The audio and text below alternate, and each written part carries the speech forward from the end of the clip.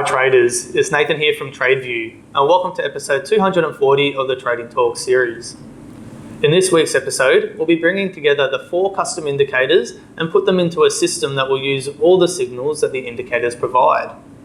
This will be the last episode in the series and we'll be focusing on getting the majority of the model built and then finish it off in the last episode by speaking about some trade management strategies and how we can continue to progress our models.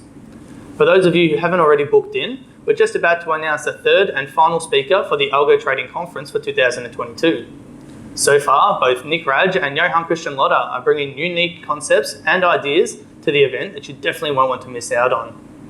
If you're not already a client and you would like to watch episode 240 in full and create the model, just purchase the series by clicking the Learn More button at the top left of this page or in the YouTube description if you're watching this video on YouTube.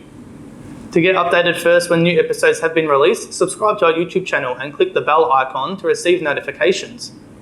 I hope you enjoyed this week's episode of Trading Talk, and until next week, all the best with your trading.